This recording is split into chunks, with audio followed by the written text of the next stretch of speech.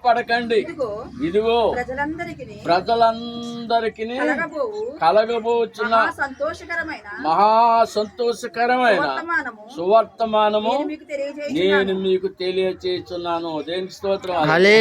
భయపడకండి. అయితే మీరు భయపడకండి, కానీ ఇదిగో గనక ప్రజలందరికీ, కొందరికి మాత్రం కాదు గనుక ప్రపంచ దేశంలో ఉన్న ప్రతి ప్రజలకి కూడా గనుక తెలియచేయడం, ఎందుకంటే ప్రభు గనుక ప్రకటించమన్నాడని చెప్పి ప్రజలందరికీ కలగవచ్చిన మహా సంతోషకరమైన అన్ని వార్తల కంటే ఏ వార్త సంతోషం అంటే సువర్తమానం, యేసయ్య క్రీస్తు జన్మదిన వార్త.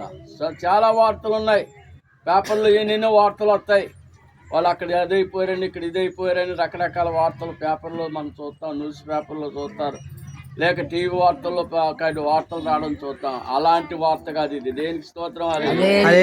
వార్తలు కనుక వింటుంటే భయం ఉండడం, నష్టం కలగడం గనుక, కాబట్టి ప్రియులారా ఏమో జరగడం మనం చూస్తాం. కానీ యేసయ్య పుట్టుక వార్త కనుక ప్రియులారా ప్రజలందరికీ కూడా ఏం కలిగి చేసే వార్త అంటే సంతోషాన్ని కలిగేసింది. దేనికి స్తోత్రం. అదే సంతోషకరమైన సువర్తమానం ఇది గనుక ప్రియులారా. కాబట్టి మన మన హృదయానికి సంతోషకరమైనది, మన ఆత్మకు సంతోషకరమైనది, మన నిత్య జీవానికి వెళ్ళటకు సంతోషకరమైన సువర్తమానాన్ని కనుక ప్రజలందరికీ కలుగుటగును. కొందరికి మాత్రం కాదు, ఒక వర్గానికి, లేకపోతే కాబట్టి ఒక జాతి వారికి, కులం వారికి, లేతే కనుక ఒక మతం వారికి కాదు, కానీ భూమి మీద ఎంతమంది ప్రజలు ఉన్నారో ప్రజలందరికీ కలగవచ్చిన సంతోషకరమైన శుభవార్త అంట. దేనికి స్తోత్రం. అలే గనుక ప్రియులారా ఈ శుభవార్తమానం మనం వింటాం.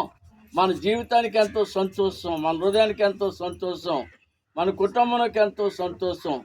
గనుక ప్రియులారా మన పని వాటిలో కూడా సంతోషం ఇచ్చింది యేసయ్య రక్షణ సువార్త. దేనికి స్తోత్రం. అదే అందుకు ప్రజలందరూ కలగవచ్చిన సంతోషకరమైన సువర్తమానము దావీదు పట్టణమందు నేడు రక్షకుడు నీ కొరకు పుట్టి ఉన్నాడు. దేనికి స్తోత్రం. అదే గనుక ఆయన పుట్టుకెక్కడో తెలియజేస్తుంది దేవదూత గొల్లలకి. దావీదు పురమందు, దావీదు పట్టణమందు, ఎందుకనగా నేడు రక్షకుడు మీ కొరకు పుట్టి ఉన్నాడు. దేనికి స్తోత్రం. అదే ఆయన మిమ్మల్ని రక్షించేవాడు, ఆయన మిమ్మల్ని విడిపించేవాడు. పాపము నుండి, శాపం నుండి, భయంకరమైన ఉగ్రత నుండి, లేక చీకటి నుండి మిమ్మల్ని విడిపించడానికైనా రక్షించడానికైనా ఆయనే దేవుడు కనుక. కాబట్టి దావీదు పట్టణమందు నేడు రక్షకుడు మీ కొరకు పుట్టి ఉన్నాడు కనుక అని దేవదూత కనుక మొట్టమొదట సువార్త యేసయ్య కాటి ప్రియులారా క్రీస్తు యొక్క జనం కట్టి ఆ జనం పుట్టుక ఎవరికి తెలియచేయబడుతుందంటే గొల్లలకు తెలియచేయబడుతుంది. దేనికి స్తోత్రం. అది లేని గొల్లలకు గనుక ప్రియులారా